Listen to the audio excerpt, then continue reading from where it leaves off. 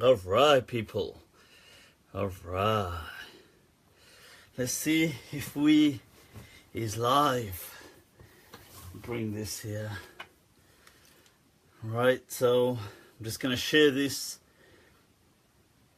from the live feed. Let me just get this out there.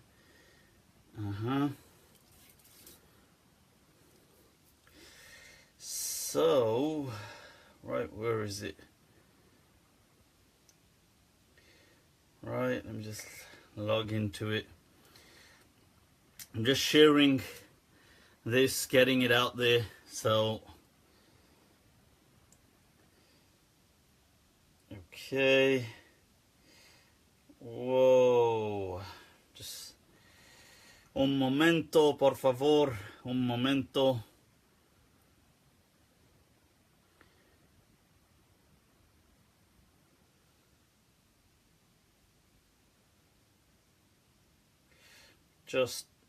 I'm not just chilling, playing games on the phone, just sharing it.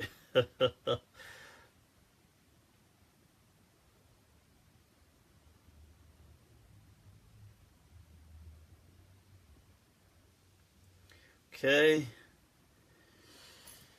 Alright. Ahlan wa sahlan, people. Ahlan wa sahlan. Have I had a haircut? Hell yeah. Can you see that? You feeling that fresh cut, people? You feeling it? Alright. Sid Khanji. Our jiu-jitsu expert is in the house, people. Ahlan wa sahlan. C.A. Solomon. Alright. ¿Cómo te vas? Right, Momo. Let's do this. Naman Hussein says, nutty, nutty. Ahlan wa sahlan, people. Let's get this show on the road, huh? Inna alhamdulillah wa kafah. Wa salatu wa salamu ala rasulih al-Mustafa. Wa ala ibadi alladhina irtada. Wa man bihudahum ihtada. Wa bi athari ahli al-Madinati iqtafa. Wa ba'd. Fasalamullahi ala al-qawm. Ahlan wa sahlan bikum. Bienvenidos a todos. Khushamadid. Namaskar. Or both swagat. Ahlan wa sahlan, people. Right, so we've got people tuning in. We've got some questions. It's been a crazy week, as always. What's been going on this week, people? What have we had going on? Well.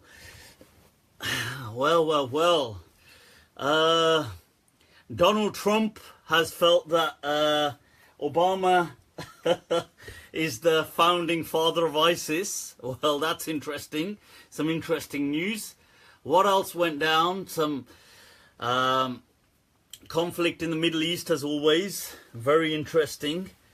And right, Mawlid going down for all the for anybody that was celebrating that. Other than that, people, what else has been going on? Apart from another episode of Vikings, which I need to catch up on. Right, so we've got a hell of a lot of questions coming in. You know the drill, people. I'm going to wait for some people to log on. I'm going to turn this silent. Yes, salam. Put this on silent, folks. I'll take it off Wi-Fi. My phone's right, just to take the load off. You know, I'm still not. My issues haven't been resolved with the broadband. I have changed provider, but it's going to take till mid-December for them to come and install and set up. So I've decided to go with BT now. So British Telecom it is, people. British Telecom. Right, so now just take a quick shot of that to wake up. Right, so whilst people are tuning in, ahlan wa sahlan, people. Ahlan wa sahlan wa alaikum assalam. You know the drill, people. Like, click, share. You know you're going to be tested.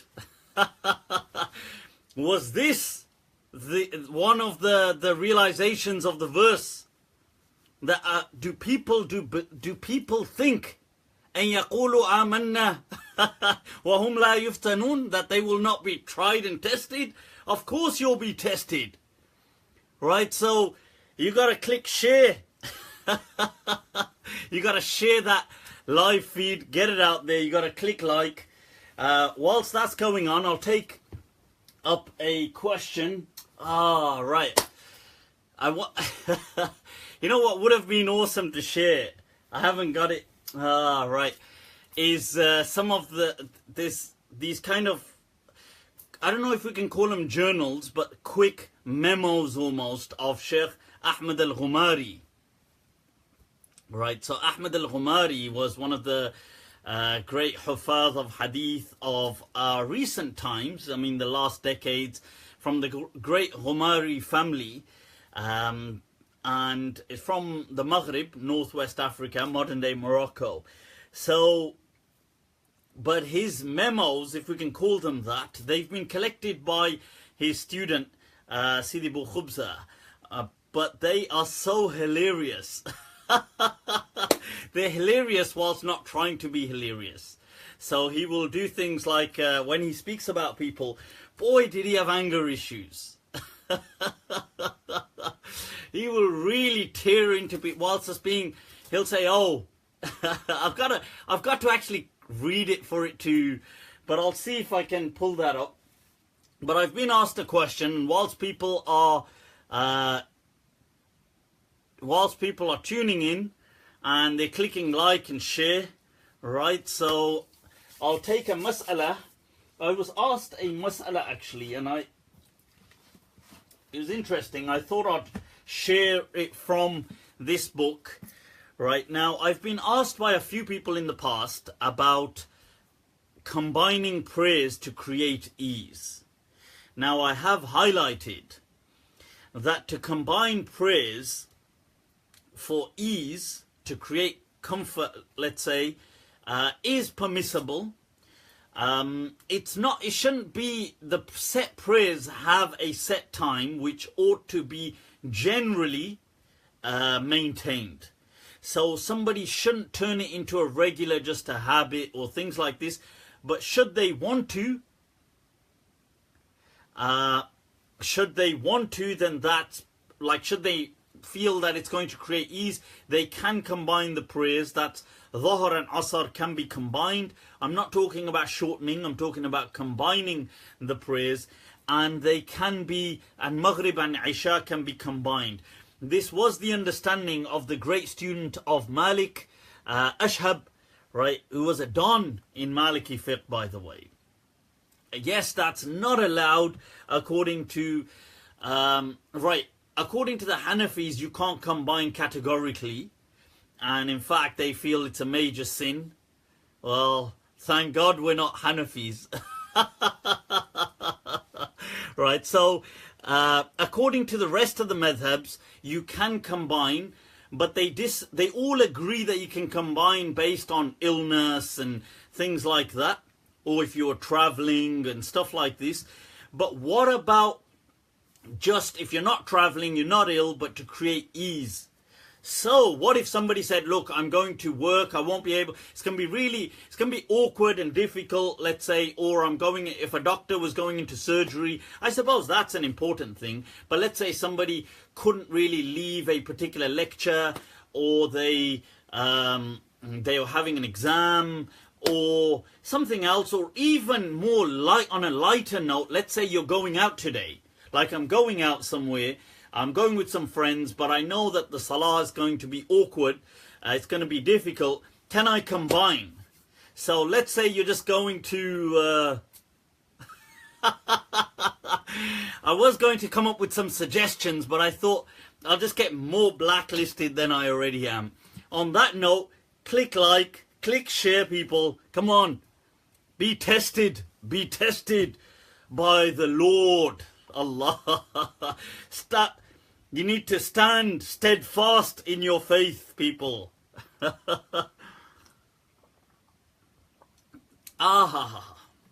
Nothing like an ice drink, I tell you. Nothing like an iced drink. Ah. So, yes, you can combine to create ease according, it wasn't the democratic view. I'm going to use that word, the democratic view. But it was the understanding that Ibn Abbas radiallahu anh teaches the people, who is one of the most learned people of this ummah, the cousin of the Prophet. And he says that when he was giving a lecture, he was just giving just a speech. And some people, and some guy, you know, some of these people, they get these piety attacks. They have like a taqwa attack. So they think, like, you know, whoa, not only must I be a muttaqi, I must impose my taqwa on all of humanity. So, right, so somebody says to Ibn Abbas radiallahu anh, who is the Habrul Ummah, who is amongst, by the Prophet, termed as the scholars of this Ummah. They say to him, hurry up, you're going to make us miss Salah. It's so annoying, isn't it? Those kind of people, that you're trying to do something and they try to, Salah. You think, well, why don't you just pray your own Salah? Why are you so concerned about my Salah? But so you can see, so Ibn Abbas radiallahu an was like, look, chill, I got this. In other words, he was like, don't try to teach me about Islam, people. Obviously, he didn't do these kind of signs. That's me, just in case you're going to attribute that to me now. I'm going to get another fatwa of kufr coming my way. So he said, don't worry, people, I got this. In his own words, he said that. And then he carried on. See, that's it, with style. Just ignore the haters. Just carry on. And he carried on. And then when he finished, he was standing on something, he got off, and they combined the prayers. And he said, Hakada, this is how the Messenger of Allah sallallahu alayhi wasallam taught us. Jama'a bayna salatayn. And he said, Arad, they asked him why, and he said, Arad, that the Prophet did this min ghayri khawfin, without any fear. Was safar, and he was not traveling. So they said, so why did he do it? And Ibn Abbas said, Arada alla yuhrija ummata. He wanted to not cause inconvenience for his ummah. So that's the hadith in Sahih Muslim. But then some people say, but who followed up on that understanding? But there were some scholars, amongst them from the Tabi'een, Ibn Sirin, you know, the famous, who they attribute all the dream interpretation to. Most of which is false, made up, and nothing to do with Ibn Sirin. But although he did used to go around in his time trying to interpret dreams, which I don't really agree with. But relax, people, hold your horses. Before you decide to shoot me for saying I disagree with him on that, for disagreeing, are in good company. For we look around and we find amongst us the legend Hassan al-Basri saying, don't worry, Mufti, I'm with you on this one. So Hassan al-Basri, the great tabi'i, who had met many a sahabi, totally did not like that approach that Ibn Sirin used to have of interpreting dreams. And he used to say about him often, he used to say he thinks he's Yusuf alayhi salam. He used to say that sarcastically about him, that he thinks he's the Prophet Yusuf going around trying to interpret dreams. I mean, what is... So, but that said, the book that's attributed to him is not authentic regardless. Okay, so coming back, reeling it back in, people. Right, so Ibn Sirin was of that understanding, and the legend, the dawn of the Malikiyah, Ashhab, was of that understanding. Now, in the past, when I mentioned this, some people said to me, that, oh, some people, alaykum as-salam, people, ahlan wa sahlan, oh, shukran, compliments on the hit, shukran, shukran. People click like, share the live feed, get it out there. Right now, right, so Ashhab, when I quoted this in the past, people said to me, oh, but you're misrepresenting Ashhab. You're misrepresenting the Malikis. Relax yourselves, people. I am not misrepresenting the Malikiyah. I'm not misrepresenting Ashhab. And if I have misrepresented him, then أتمثل بقول الشافعي فتلك سبيل لست فيها بأوحدي. Then that is a path I'm not on alone. Many other Don Malikiyah have also had that understanding. Now, so just to show that, I thought I was reading through the Nawazil of Sheikh Wazani, and I've spoken about this book before. This is a collection of sorry, I take that back, of amazing fatwa that have been compiled by Sidi al-Wazani, right? Somebody who passed away less than a century ago, and he really collected current issues that were going on around his time and put them together in this book known as Al-Ma'yar al-Jadid. But in here, it's interesting that he quotes, he has an interesting, he quotes, he says, Mas'ala fi Nawazil ibn Hilal wa Nassu. And this is the text. He says this is a fatwa from the Nawazil. Nawazil are those current everyday fatwa which are happening, issues as they're arising. So some people compile them together. So he's quoting and he says, وَأَمَّا الْمَسْأَلَةَ الَّتِي حَكَاهَا الْحَافِظ ابن مرزوق عن ابن عرفة رحمه الله أنه حكى عن بعض أشياخه. So he says Al-Hafidh ibn Marzuq, Don Maliki of the past, quotes from Ibn Arafah, who was seen as one of the major mujtahideen of his era, almost over 500 years ago. He says from some of his teachers, some of Ibn Arafah's teachers, إذا أراد أن يدخل الحمام جمع بين الظهرين عند الزوال لتطويل إقامته. Whenever he wanted to go to the steam room, people, steam room, the hammam, the Turkish kind of hammams of their day and age, the steam. And I tell you, steam is awesome, people. It's absolutely awesome. So he says his teachers, whenever they would want to, some of them would want to go to the hammam, and it's going to be a long session. They know, لِطُولِ إِقَامَتِ. He's going to like, today's going to be a long one. You know what I'm talking about. And so he would combine between his prayers, Dhuhr and Asr, after Zawal. So, ma hada? What is going on? ¿Qué es eso? What is that? What's that all about? So, he says, فَوَجْهُهُ أَنَّهُ اعْتَمَدَ عَلَى قَوْلِ أَشْهَبٍ. He says this is because he would rely upon the understanding of Ashhab. Right, so, and then he would say, فَإِنَّ النَّقْلَ عَنْهُ بِذَلِكَ صَحِيحٌ. And that is correctly transmitted from Ibn Arafah and his teachers. And Sahibul Muqaddimat, which is Ibn Rushd, has also said that. وَكَذَلِكَ Sahibul Ikmal, which is Qadi Iyad. He says, but they highlighted that there should be some need to do that. They highlighted that there should be some need and it shouldn't be a habit. And he goes on to say, وَقَالَ وَنَحْوَهُ لِعَبْدِ الْمَلِكِ, which is Al-Majishun from the Don Malikiya, وَأَخَذَ بِظَاهِرِ حَدِيثِ ibn Abbas radiyallahu an. And I've quoted the hadith to you before. Okay, so I thought I'd just quote that to you because it's pretty awesome that some of Ibn Arafah's teachers used to, you know, if they wanted to hit a long steam session, they would combine their prayers. Now that's what I'm talking about, people. That's what I'm talking about.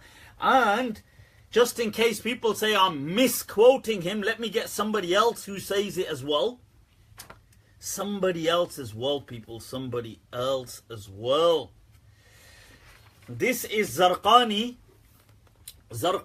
right? Muhammad ibn Abdul Baqi al-Zarqani, and I'll just give a quick intro to him in a moment. But in his commentary of the Muwatta, this is a commentary on the Muwatta of Imam Malik, right?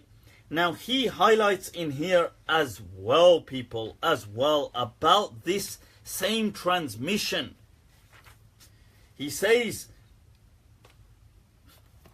that even though most people haven't gone with that understanding, but he says, فَجَوَّزُوا, he says, وَذَهَبَ جَمَاعَةٌ مِّنَ الْأَئِمَّةِ إِلَى الْأَخْذِ بِظَاهِرِ الْحَدِيثِ. Some of the Imams went to this apparent teaching of Ibn Abbas. فَجَوَّزُوا الْجَمَعْ فِي الْحَضَرِ لِلْحَاجَةِ مُطْلَقًا.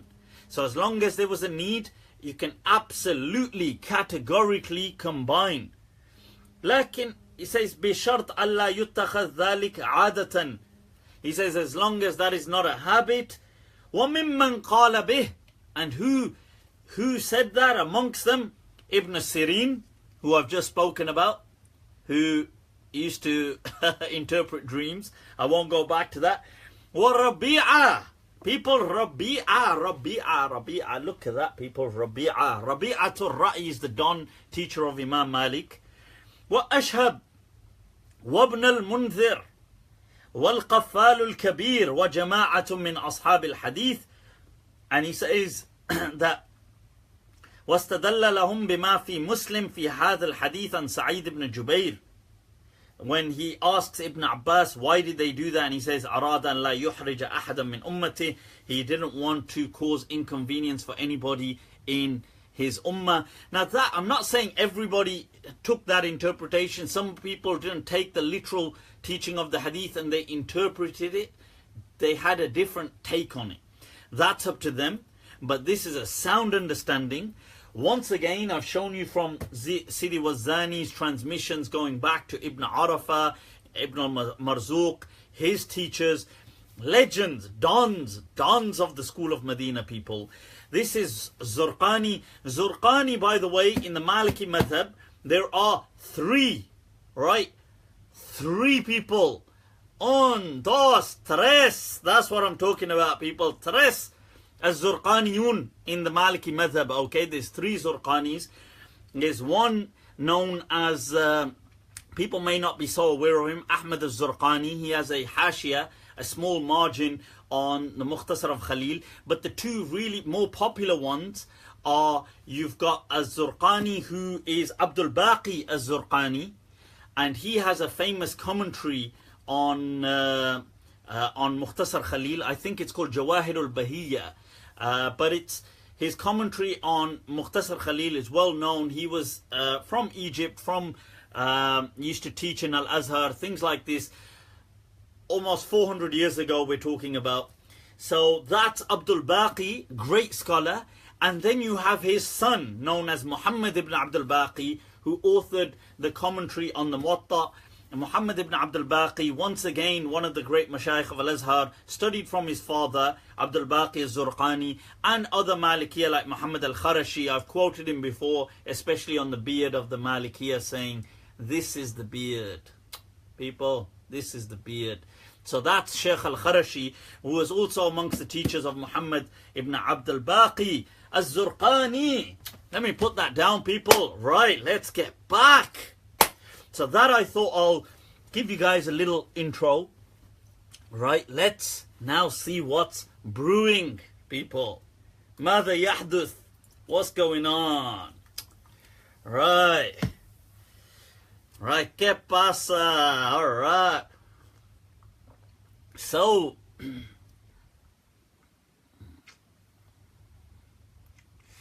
right, so, yes, the hadith I've highlighted, if there's a need or if you feel inconvenienced, you can use it. Right, what are the questions? What arm circumferences do you have? Not enough, man, not enough. See, this, it's whatever you do, you're always like, oh my God, I'm losing size. Oh my God. These are the pangs, these are the suffering that we have to go through for working out, people. Imam Hassan is in the house. Ahlan wa sahlan. Imam Hassan. Right. Alright, give us your ruling on stoning. Kiran Bashir saying, can you celebrate Milad? Right, well, I've answered on Milad last week at great lengths. I have those ayats, so you'll be remembered at those timings. Instead of the hadith, ahad and the opinions. Right, okay, just touching up on that question, and then I'll come to the other ones, because it's still linked to the salah. Look, I'm saying what the Prophet taught, right? First of all, inna salata kanat ala al-mu'minina kitaban mawquta. It was set out. First of all, I'm just saying, mawqut doesn't necessarily mean about timing, okay? Mawqut also means mahdudan. It was set out, defined, as it was hatman. So wujuban, mahdudan. So this is what the verse actually means in that sense. But then also salah has timing. I'm not saying the timings are useless. I'm saying what the Prophet taught, that look, should you be in a situation, you don't need to make that a daily habit. Don't make it a daily habit. I've already said that. But should it create ease, then you can combine. Yahi to bole hain hum. If you'd listen, I'm saying if it'll create ease, at some point, like you're going out somewhere, you're doing something, you can combine. I'm not saying you have to do that every day. Don't do it every day. That's what I'm saying. So it still falls within that set time. Okay? That is still kitaban mawquta, because Asr time is still Dhuhr time as well, according to the Maliki madhab. And Maghrib and Isha, because these two times overlap. You have Waqtul Ikhtiyari and Waqtul Daruri in the Maliki madhab. So anyway, moving back to the question, Milad I've answered before last week. Please check what I've said in last week's episode. I did highlight that, look, it is an innovation in Islam, but those who want to do it, alhamdulillah, as long as they're doing good, you shouldn't really condemn them. Those who don't want to do it, you shouldn't pick on them, right? Each to their own. The only thing I'm against is these kind of processions, marching through the streets, ranting on to other people. I don't like that kind of stuff. And I'm also against this horrible, awkward green that people have chosen, which they decide to just light up and just stick all these horrible, the shade of green they choose. Anyway, right, so where we at, people? Where we at? Right, pint of Coke with ice. Hell yeah.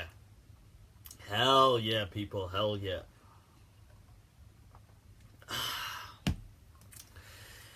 I mean, is it a drink if it doesn't even have ice? That's what I'm saying. Should they change it to a racing green? Let's move on to a different question. What have we got? What have we got, people? ماذا يحدث? ماذا? Right, I'm trying to bring this up. It's interesting. You guys trying to check my password? Natties.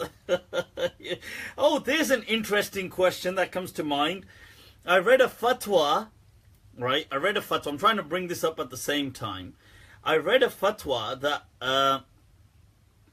can the wives check the phones of the husbands?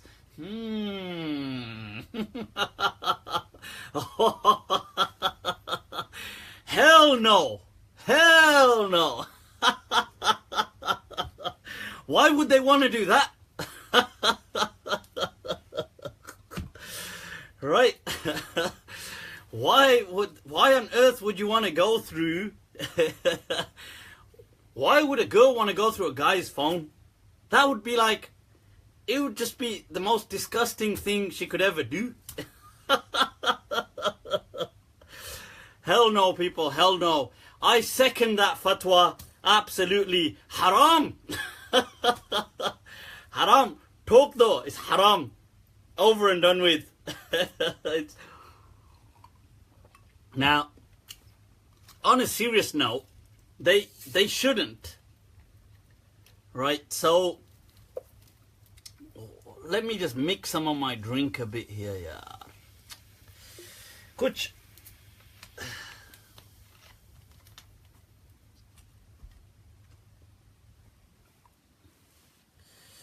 Allah, bepiye sharab se nafrat.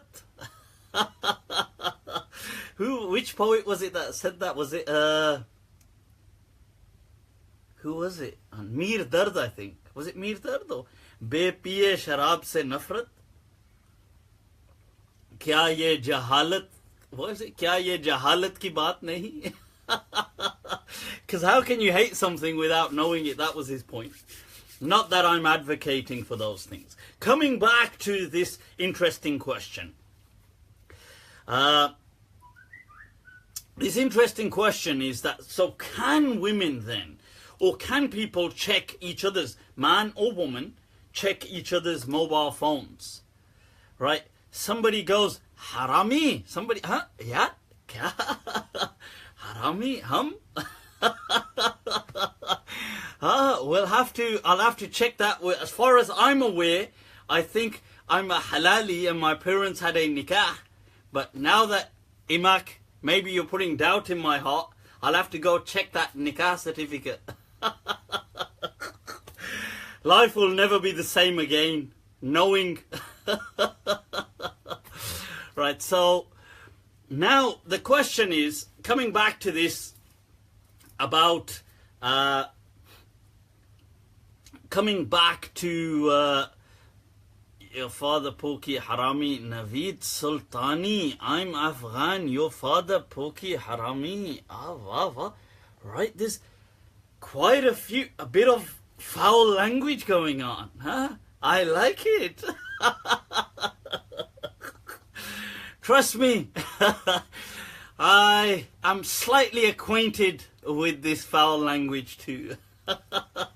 But off air. Blacklisted as it is.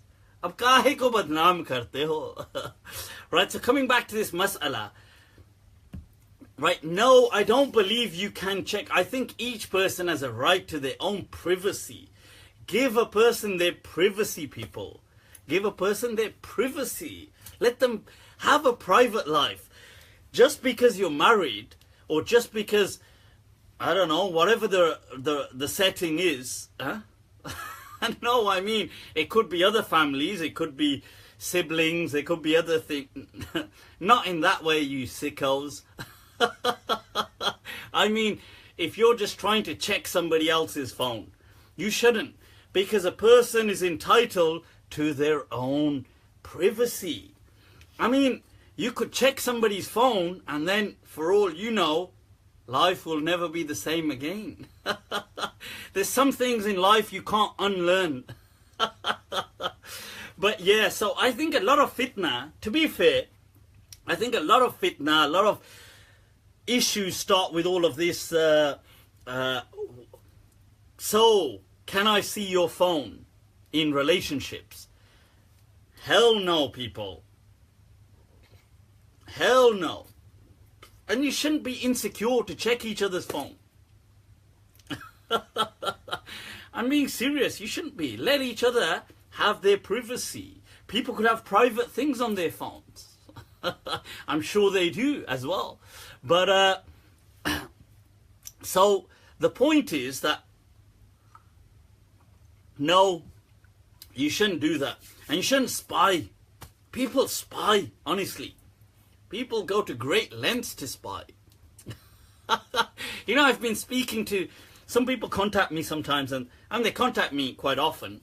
But when I'm speaking to them about certain cases, they'll tell me, oh, this relationship's now broken down. And let's say, I don't know, they're going through separation or whatever.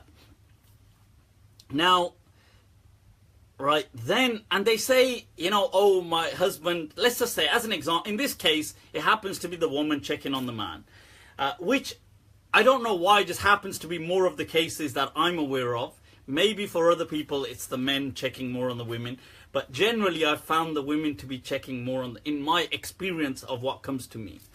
So I've asked, but how do you know he was doing this? So they'll say, yeah, but he's been saying this about me behind my back. He's been doing this. He's been having an affair, or he's been doing this. And I'll say, well, how do you know this? And they'll say, oh, well, because I've got evidence. And I'll say, well, what do you mean by evidence? What does that mean? What does evidence mean? Like a hadith from Sahih al-Bukhari? Or like, so they'll say, oh, well, I was privately recording him. Or I put a bug in his car. Or I downloaded this app on his phone and I was secretly hacking his phone. And I've thought, can you believe this stuff? Like, wow. That is how, that's got to be like, that's like some serious CIA stuff going down, MI5 stuff going down, people. Like, why on earth? I've been like, why on earth would you do that? So they've said, well, you know, oh, I knew he was up to something. I've said, well, now you certainly do. You know, the thing is, look, why Allah says for a reason in the Qur'an, la tajassasu, la tajassasu, don't spy. Because look, if you, because it depends, like if you spy on people, they may be bad-mouthing you, they may be speaking ill of you, but this is human nature. I'm not saying it's good to do that kind of stuff, but this isn't a good thing either. So two wrongs don't make a right either. So if you feel that your relationship is on the rocks, here's a solution. Why not just have a chat about it and just say, look, listen, this is what's going down, right? So how about, you know, we look, are there some issues? Can we talk about something? Can we do this? Can we do that? If you spy on somebody, you've violated all elements of kind of trust, really. Either you will find what you're looking for, and fair enough, the relationship will be definitely broken anyway, or you won't, and the other person, now there's a great chance it will be broken. So that's what I would say. I would definitely advise at all costs against that kind of stuff. Do not ever do stuff like that, people. I'm sure, plus to be fair, people have private stuff. So somebody, like let's say I could have on my phone, uh-oh, deja vu. Sorry, that's an inside joke for those who know. Alright, so I could have on my phone, let's say, a private conversation with somebody sharing something really personal to them, and they don't want nobody else to see it. Now, you could take a look at that, and that's violated that person's privacy. So, like that, other people, I mean, I'm just giving examples. So, nobody, both ways, this is bi-directional, people, bi-directional. Man, woman, whatever.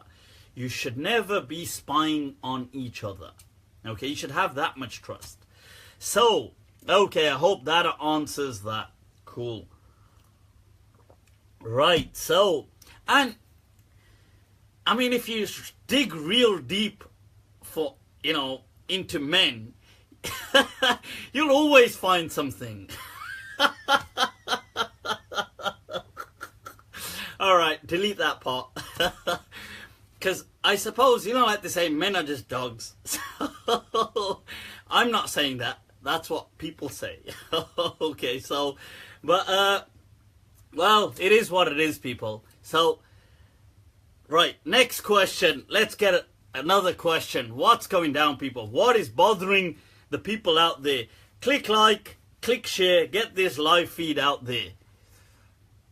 Now, I have a Sheikh, have you hit the 4? I have a rishta for you. Hi. Sharminda kar rahe ho? Right, so, Salam, what are your views on perennial philosophy? Well, with that sentence, you're going to make everyone spy. True. Woof, woof. What is your view on Javed Ghamidhi's idea of itmam al-hujjah? My girlfriend spies on me when I'm drinking milk. You got to be drinking one hell of an interesting kind of milk.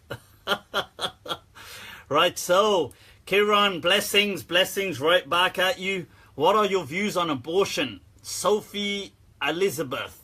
Sophie Elizabeth, my understanding of abortion is that I know the Americans are really sensitive about this kind of stuff, so brace yourselves, people. Brace.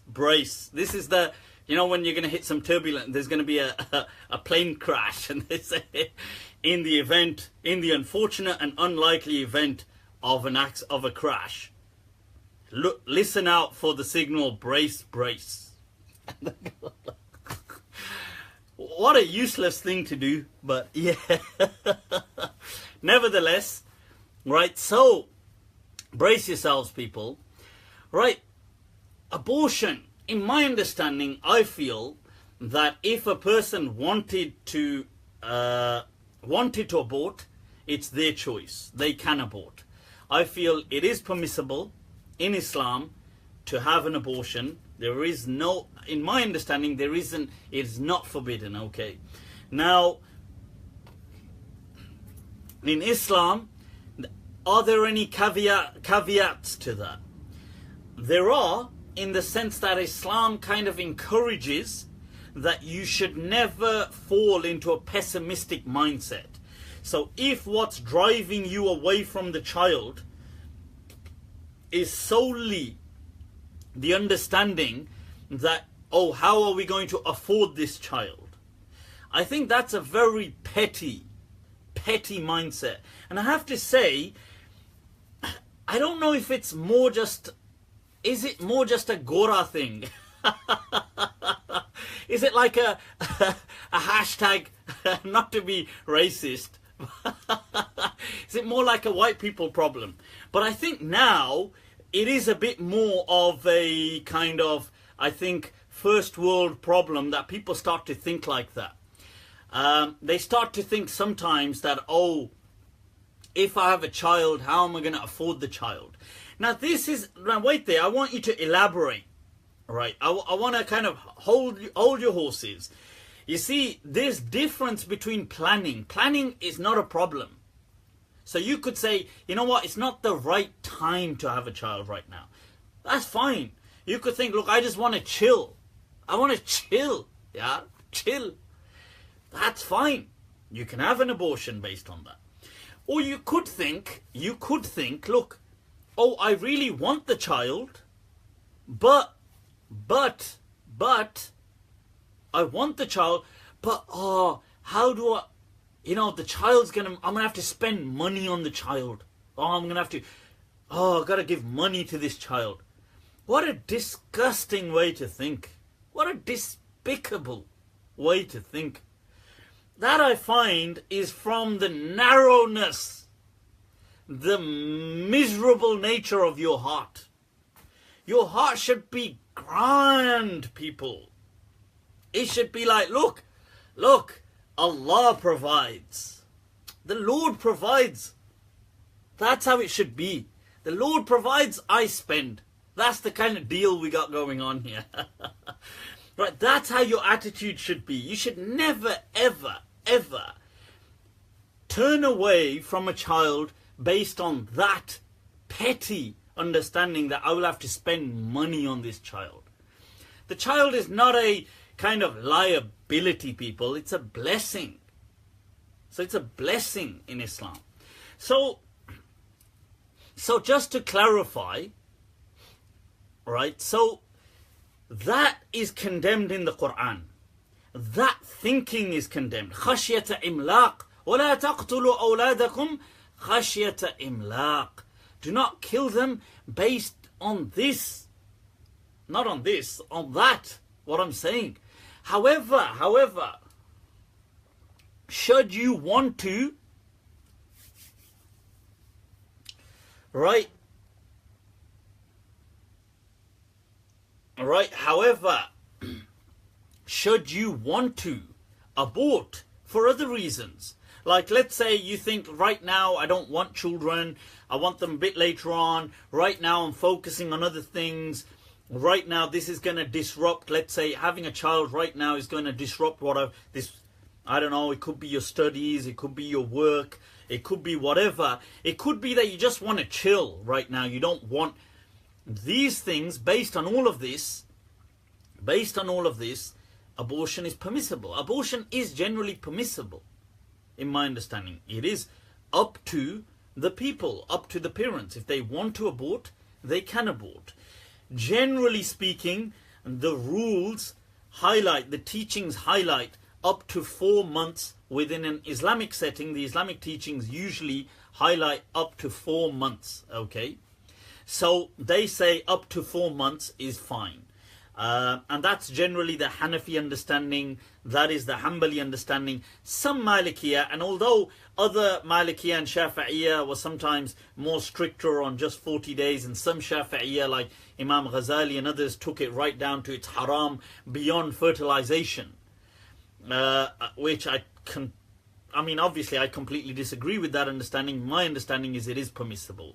Okay, so that, and in the UK, I know this is like a big deal from in America amongst even, this isn't a religious thing, just Americans are really sensitive about these things. In the UK, I think people are just chilled. UK, their attitude to life is just like, yeah. America, they're like, whoa, you say death to a fetus, death to you, goddamn, attack all these abortion clinics, gun them down, people. Whoa. That's taking it to another level. But this is permissible. What about beyond 4 months? Now, beyond 4 months, generally the ulama say it's not permissible. Ashi, Adnan, alaykum assalam. People from Luton, ahlan wa sahlan. You are just full of BS, Javed Malik G. I'm full of BS. Alright. Well, that's good to know. Right? Yeah, sorry, not all Americans. I don't mean to be stereotypical. What I'm saying is it is a hot topic amongst certain Americans. Right, so what about beyond 4 months, people? Beyond 4 months, una, dos, tres, cuatro, people, cuatro. We got cuatro meses right there, 4 months. If there was a dire need, I feel that it is permissible. It is permissible to abort the child beyond 4 months if there was a dire need. Okay. Now, if there was a need, like if it was going to compromise the health of the mother, if people have asked sometimes things like rape, issues like this, of course, I would say in all these issues, if the child is severely handicapped, things like this, I would feel that these, if the parent's choice is to abort and it has exceeded 4 months, then in my understanding it would still be permissible based on these kind of extreme reasons and triggers. It would be the parent's choice. However, 4 months, up to 4 months, I would feel that generally it's permissible. It's not like there could be very kind of casual reasons, but the reason shouldn't be, the only exception is the reason shouldn't be that you want the child, but you're just petty about like, I don't want to spend my money on this child. That is wrong. Okay, so he most say to his birds, Are Khalid Aziz, what are you saying? I no understand. Right, so Muhammad, would you say something? Would you destroy something if Allah is creating it? Whoa, if Allah is creating it. Yeah, don't blame that one on God. Acha, after doing everything yourself, then Phir Allah yaad aate hain. Then it's like, Acha, Ya Allah, what have you done here? After going at it yourself, chilling out. Then you're like, Ya Allah, what have you done here? What have you created here? Right. Don't try those ones, nutty. Take some responsibility. Right, so are conventional mortgages haram? No, they are not. I've answered in much detail on YouTube. If you type in riba, right, check that out. You will get one of my kind of lectures on there from a Monday night. It's in great detail. Where do you come from? I come from the same place you come from. That's following on from the abortion. I obviously was not an abortion, if that's what you're... That would be one hell of an abortion. How not to do abortion if that's what I was. They're like, oh yeah, we aborted it, but it's just there. It's following us around. Right, so, right, I've answered that question on conventional mortgages. Now, what have you created, Allah? What have you created? Ya Allah, again? What? With this woman too? Again? Why do you let these things happen? Right, so, right now, come on, next questions, people, next questions. Right, las preguntas. What are the questions? Who defines what is a baby between 4 weeks to 4 months? It's not about that, but it's not about who defines. I just feel that if the parents wanted that, they have that choice. I'm not saying go do this, people. I'm not saying go do this. I'm just saying if they wanted to do it, I don't feel religion has a problem with it. It's their choice. هذا ما أقول. Okay? That's what I'm saying. Alright, people. Do you think we should celebrate Milad? I've answered that already. Can Istikhara and Salatul Haja be combined into one unit? Vah! We've got, wait, who was that? Yunus Al-Yaqubi. Yunus. Is Bitcoin going to go up or down? God knows. Can we combine Salatul Haja and Salatul, what was the other one? Istikhara into one.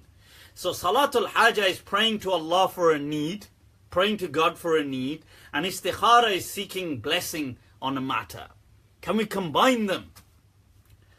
That's the thing, that's the thing. What was the poem I read the other week? That Koi jannat ka talib hai to koi gham se pareshan hai.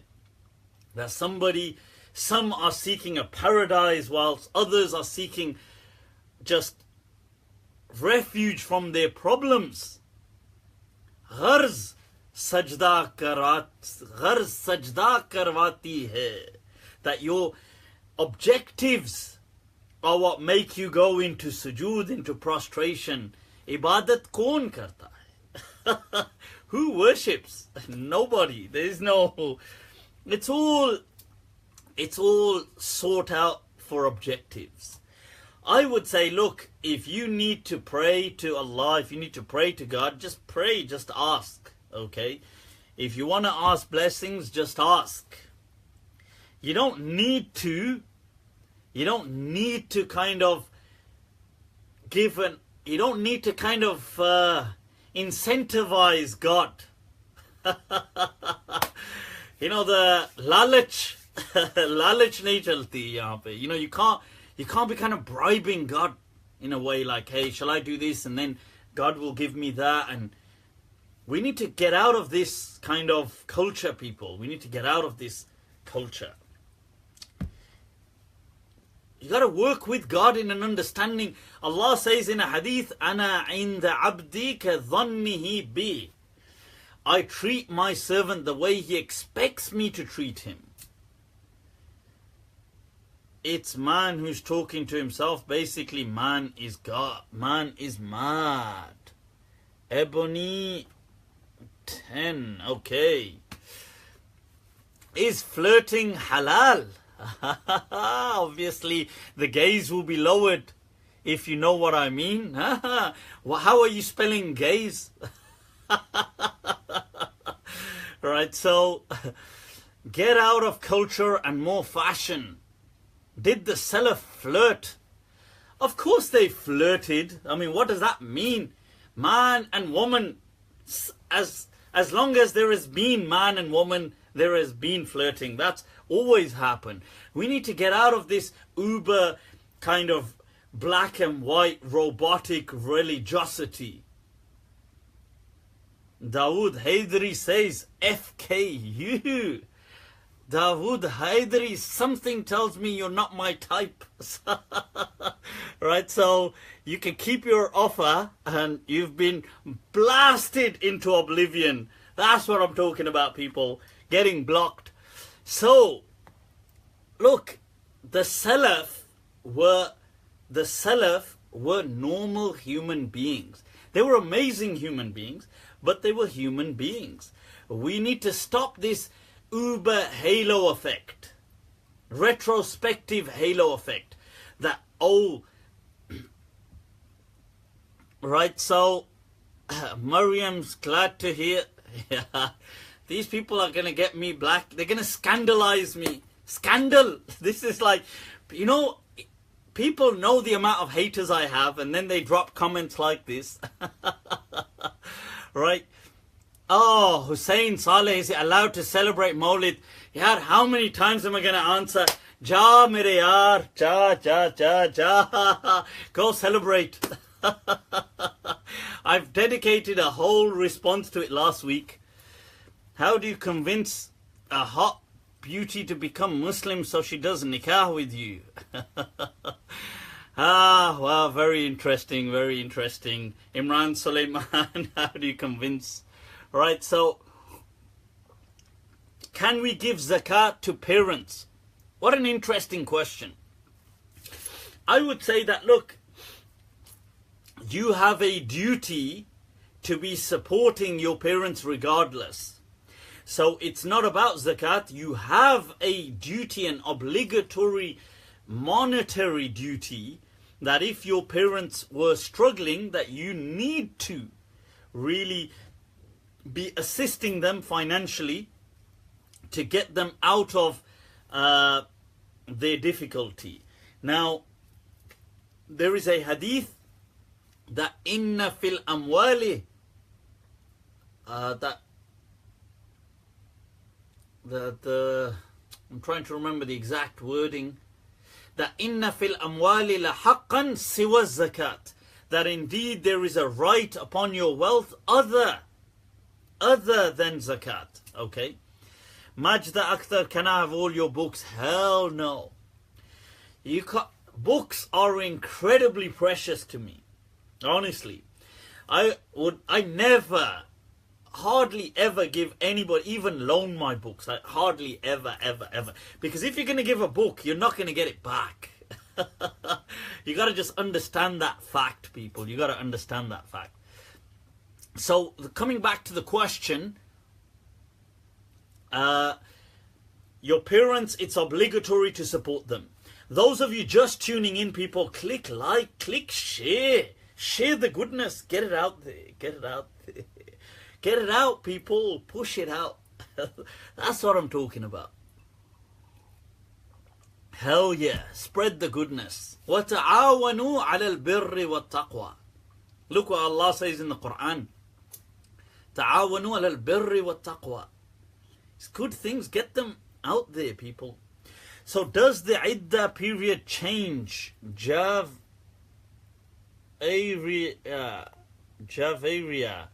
Right, so the iddah period for what? The iddah period is to do with divorce. Or why do the veins on your forehead look like the devil's horns?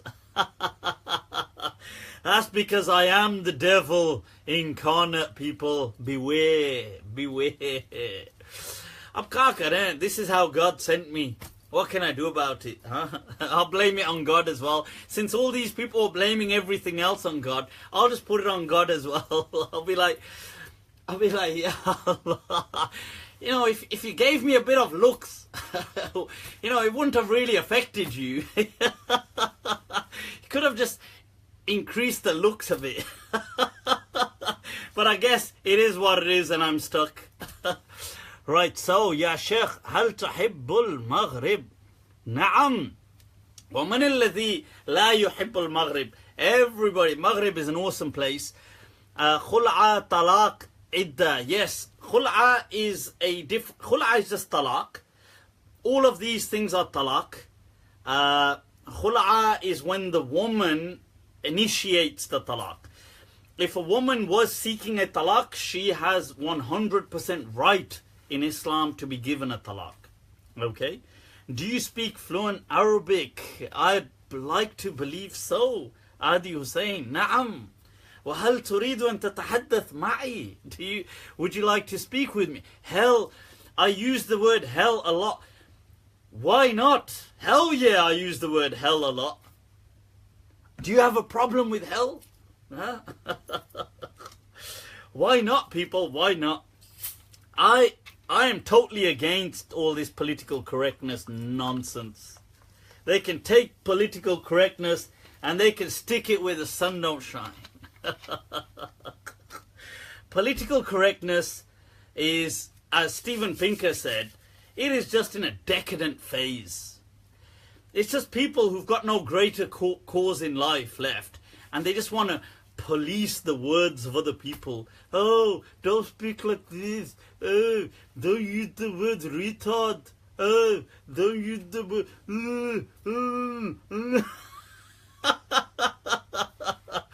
Get a life, god damn it. Right. I don't have time for people like that. What do they call them? The passive, regressive, I don't know, whatever, this kind of impositionist, linguistic impositionist people. So, sorry, I'm just speaking my mind, people. I'm speaking my mind. You need to speak your mind sometimes. Live a little, right? So, as I often say, what's life if not lived on the edge? And believe me, that's got me in trouble on quite a few occasions. But it's okay to laugh about it afterwards. Obviously, when you're going through it, it's not as fun. But right, does the soul have a physical form? That's an interesting question. I don't personally believe it does. I don't believe the soul is like a, like a ghost spirit. Although some people have believed that, some Muslim theologians. There's no evidence about any of this from the Qur'an or Sunnah or anything. In fact, in the Qur'an, Allah simply refuses to explain it to us in the sense that you will not be able to grasp this, especially the early Arabs. Right, so Allah says that يَسْأَلُونَكَ عَنِ الرُّوحِ, they ask you about the ruh, that say this is from the command or the matter of my Lord, however you want to understand amr. And then Allah says, وَمَا أُوتِيتُم مِّنَ الْعِلْمِ إِلَّا قَلِيلًا, and you have only been given just a small amount of knowledge. I've kind of felt, what if the ruh is this kind of consciousness that we can all kind of tap into? What if that consciousness that connects is actually what if it's something that we're tapping into and it's not something that's in us? I don't know. I mean, that would be an interesting thought. What if, like at a quantum level, we connect with it somehow? And then that explains how people sometimes, when, there's a collective consciousness in society, there's how the age kind of has a collective consciousness to it. And how sometimes people, at a sub-language level, they sometimes you might be thinking of somebody and they might think of you. What if, and this is how, maybe, is that what the Prophet meant or alluded to when he said, Al-arwah junudun mujannada, that they're kind of compounded together, these ruh of people فَمَا تَعَارَفَ مِنْهَا اختلفت وَمَا تَنَاكَرَ مِنْهَا اختلفت. That whatever kind of connects, that they have a harmony amongst them. Because I have found that interesting, that sometimes when, I've always thought, when sometimes when people, they've thought about somebody, and the other person suddenly thinks about that person, it could just be chance, but it's interesting. Mufti doesn't live like he's hanging from the edge. You said that correct. Are we close to Qur'an prophecy of Jesus' return?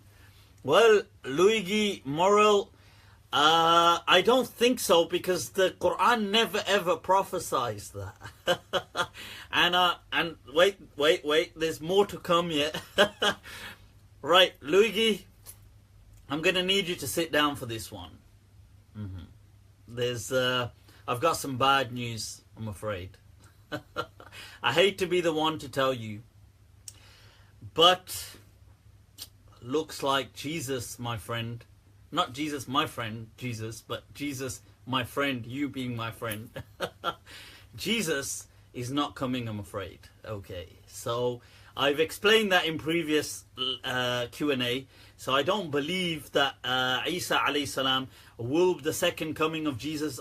Unfortunately, I line with all those scholars that feel, of Ahl Sunnah wal Jama'ah, that feel it's that this is not an accurate belief. Okay, now Jesus is not coming back. I'm afraid not. Bad news, mate.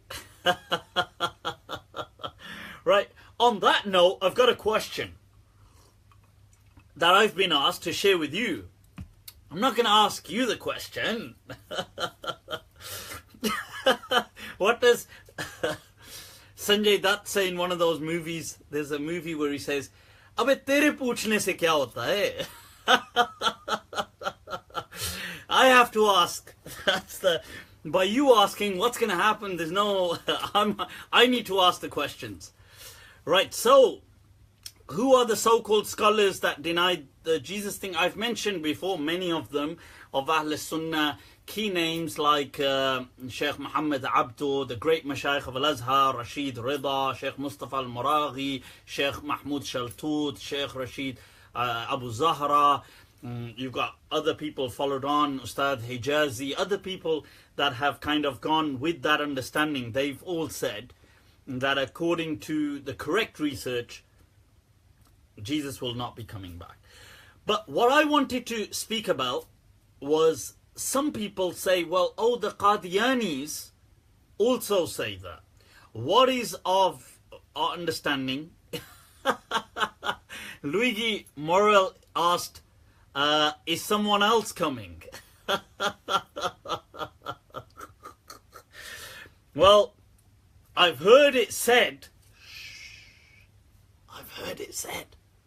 Santa Claus is coming. But I won't hold my breath on it, but maybe, besides Santa, I'm not sure who else is coming. We've got to take responsibility for ourselves, people. We've got to fix ourselves. We've got to stop this messianic vision of a Messiah will come and he will fix us. Somebody said Jesus is coming back. It's said in the Bible. Okay, if you say so. The Imam Mahdi neither. Nope. Imam Mahdi neither. And I've answered that in my previous. You are laughing. Why are you laughing like a Iblis? Huh?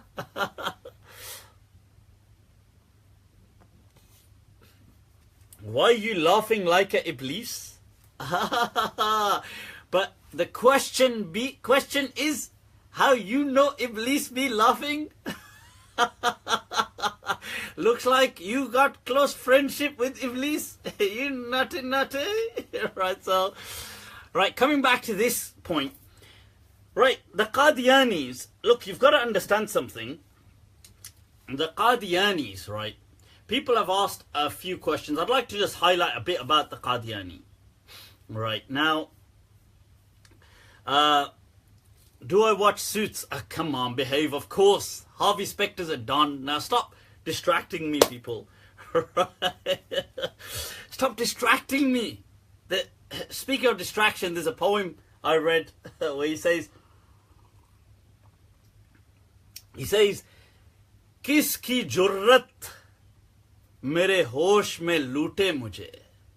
That who has the courage that in my state of consciousness they should try to con me or take something from me. Ye to dunya teri baaton mein laga deti hai. He says, it's the world. They get me talking about you, so I get distracted. Right, stop distracting me. Now, right, the Qadiani thing, right, so, okay, Ghulam Ahmad Mirza Qadiani, okay. Right, somebody from the Punjab region in colonial India who claimed to be a prophet. He actually makes many claims.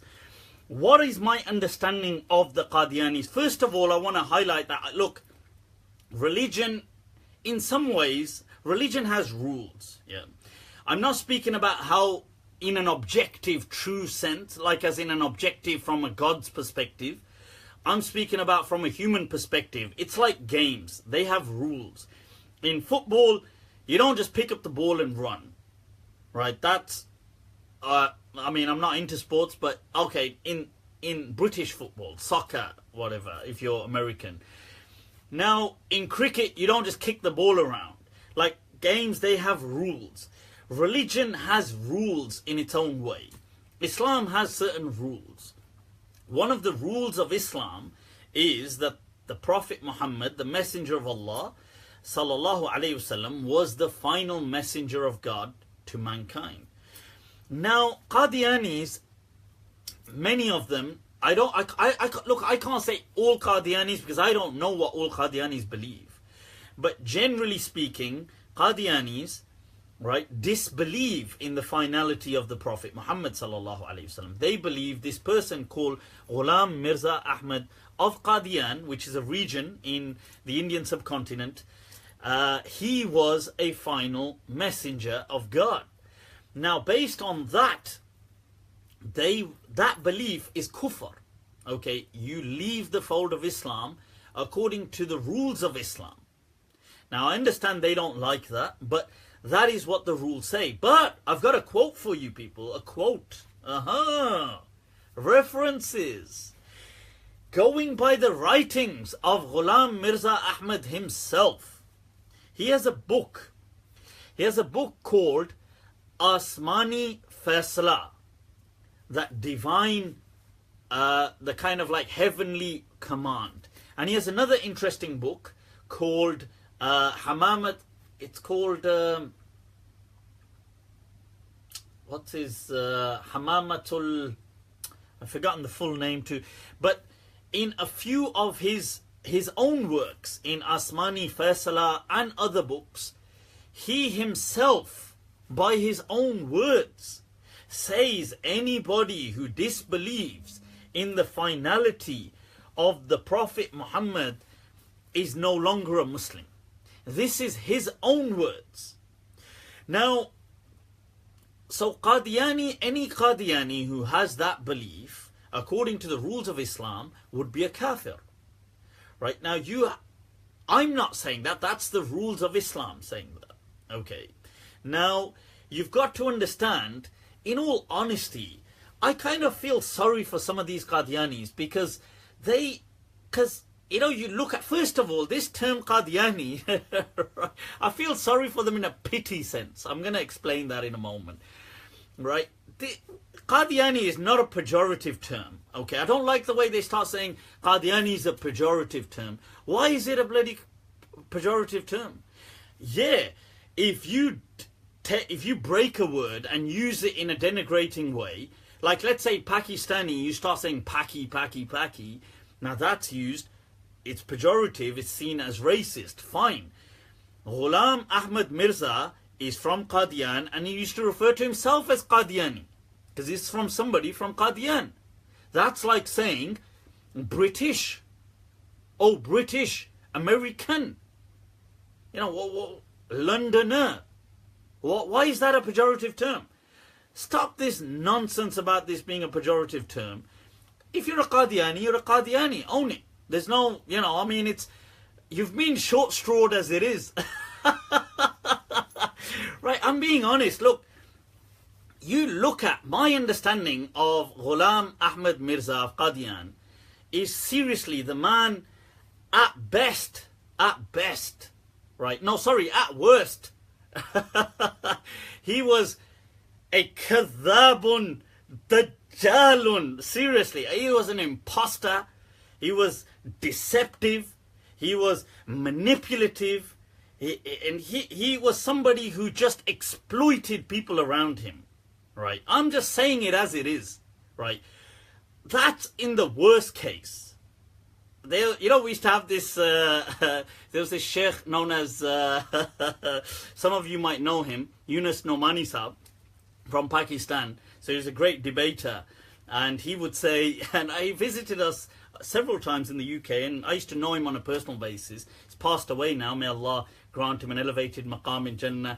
But he used to say generally, I mean, not saying about this mas'ala, but generally, Dajjalum min ad-Dajjajila! Right, so the point is that, look, this is the understanding, right? So he was at worst, this is what he was. He just misled people around him. I'm just saying it as it is. Best case scenario, I'm being honest. Look, best case scenario, he was mentally retarded. Right? I'm not trying to be rude. Right? I'm not trying to be rude, but he was. Either it's one of those things. This is what it was. How on earth did he think he was a prophet from God? Right? Now, look, and he goes through several stages. He goes through several stages. Right? He begins by saying, he doesn't, in fact, I think there's 12 layers. I like how Sheikh Tahir al-Qadri has done a breakdown of his, several ulama have, but there's at least 12 levels to his kind of claims. So he begins by saying things like, I'm just a revivalist. And then his next claim was that he says, oh, I'm a kind of, from a mujaddid, he says, I'm like somebody who's here. And he goes through, eventually he says, I'm a Mahdi. I'm the Messiah, the kind of awaited Messiah. Then he goes to saying, I'm somebody who's like unto a prophet. He makes all these kind of claims. He says, I'm Shib or Mithl Isa. I'm a like onto Isa. Then he claims he is Isa. Then his later claims was that he's a prophet, but a dhilli prophet.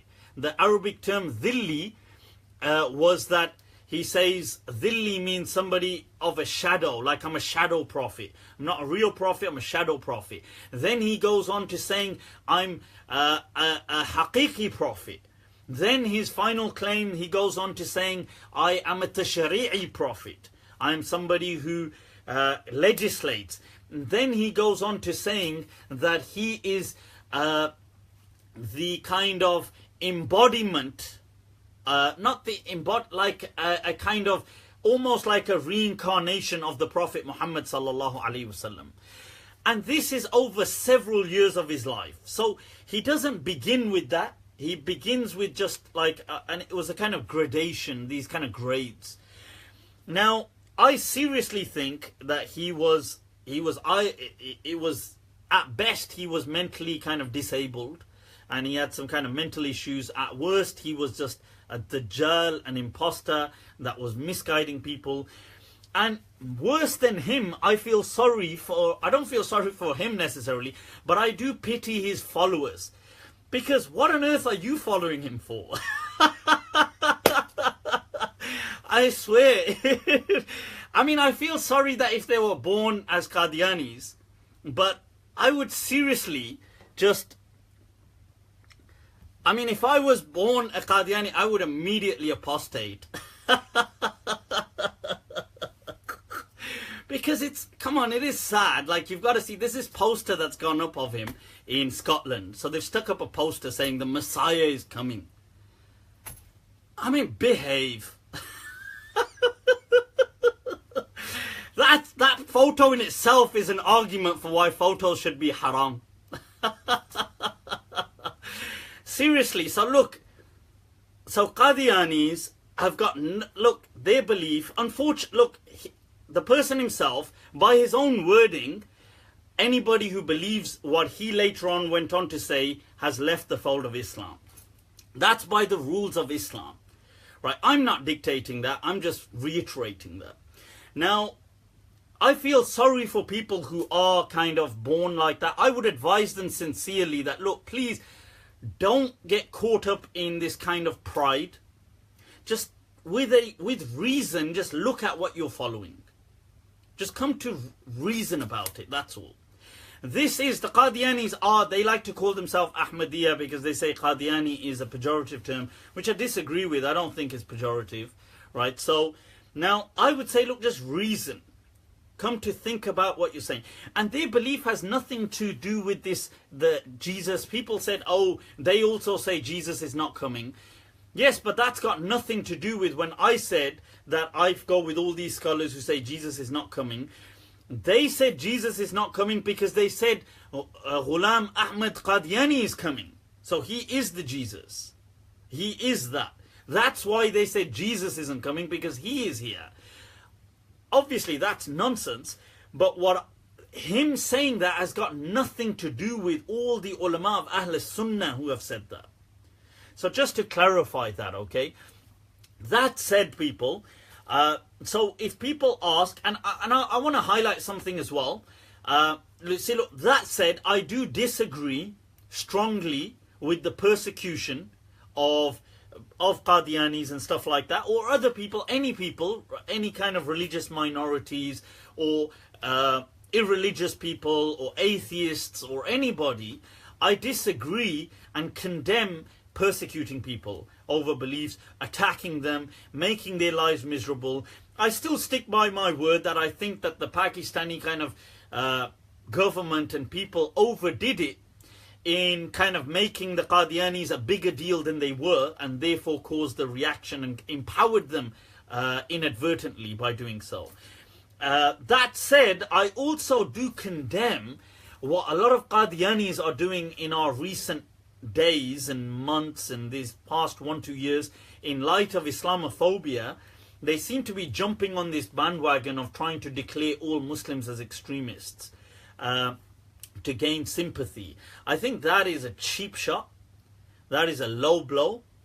I find it petty, and I think people who, some of whom have been persecuted, should know better than to say that persecute majority of the Muslims because of this. That's disgusting, right? You need to, like, you should know better, because unfortunately you're a minority who have faced persecution, so you shouldn't be kind of trying to throw the entire goddamn Muslim ummah under the bus, right? 1.5 billion people, just because, I mean, just chill yourselves.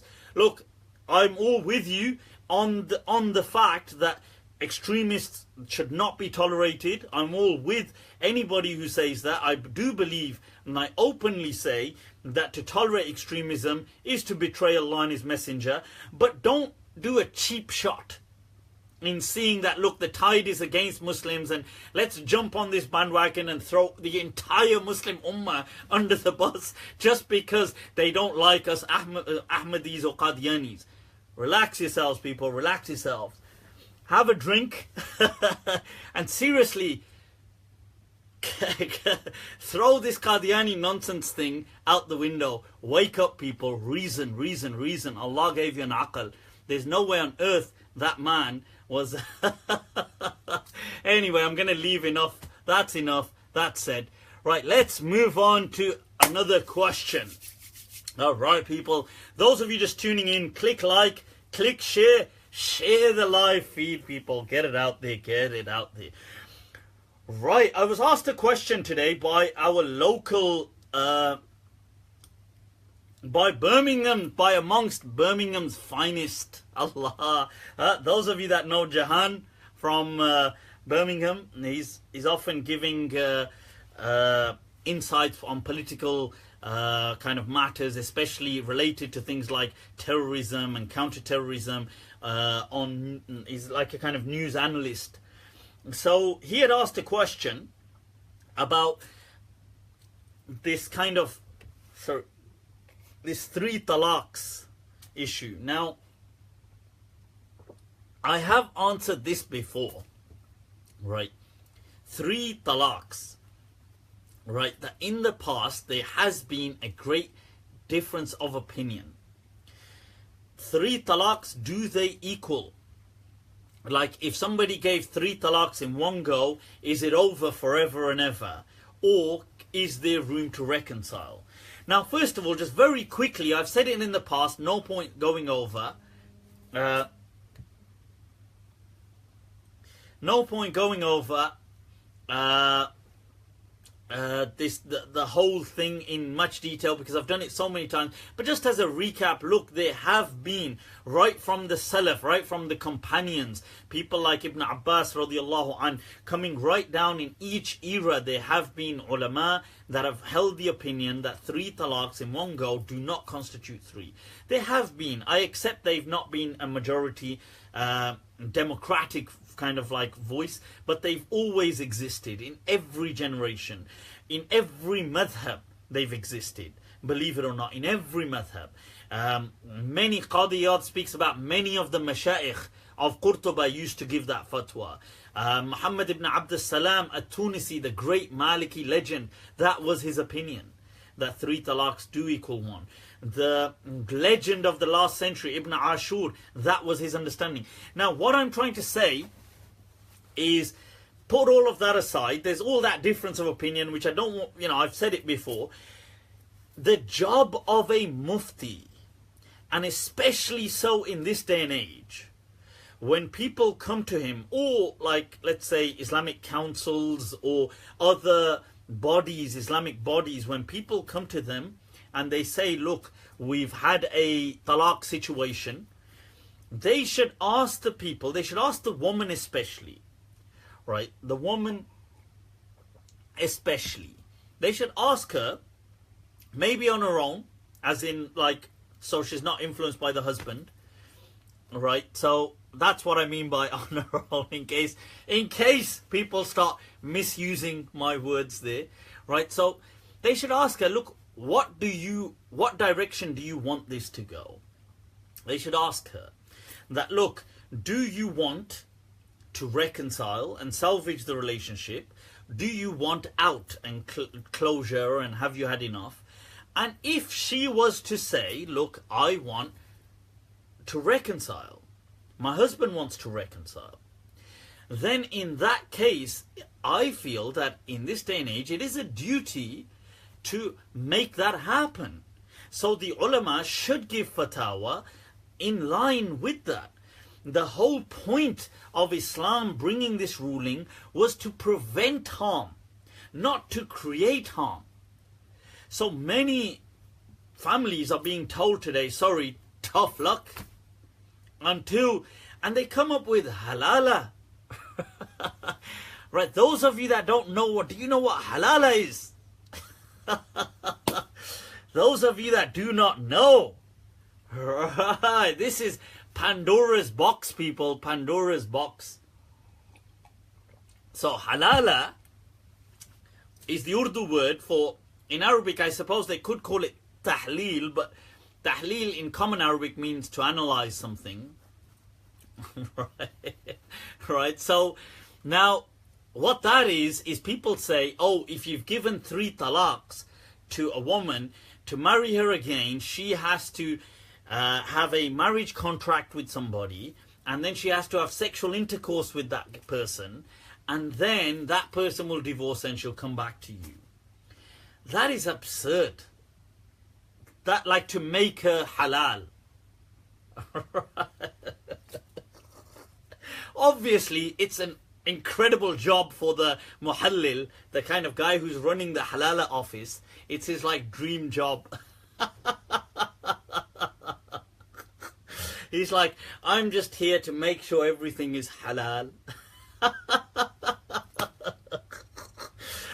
That is nonsense, people.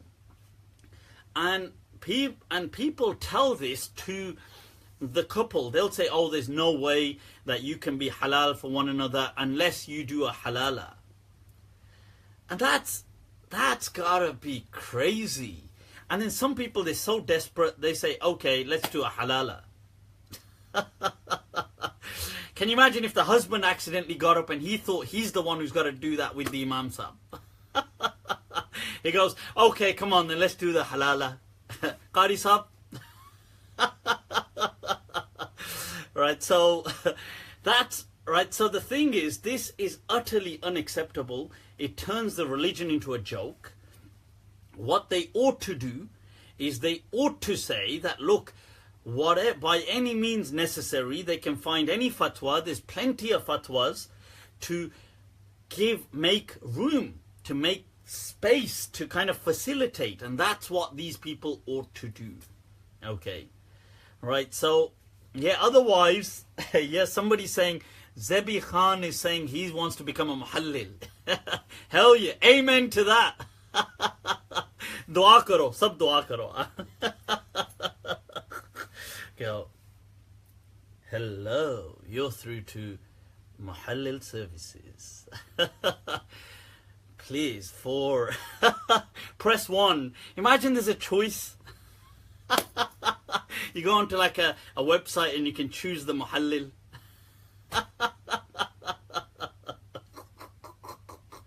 That would be like nightmare on steads, right? So now, okay, enough of bring that imagination back in, people. Bring it back. That's enough. What do you think about Dynamo? I've never really thought of him in that way, to be honest with you, Mufti or Rahman. What am I supposed to think of Dynamo? Isn't he the magician? Right, so isn't he the...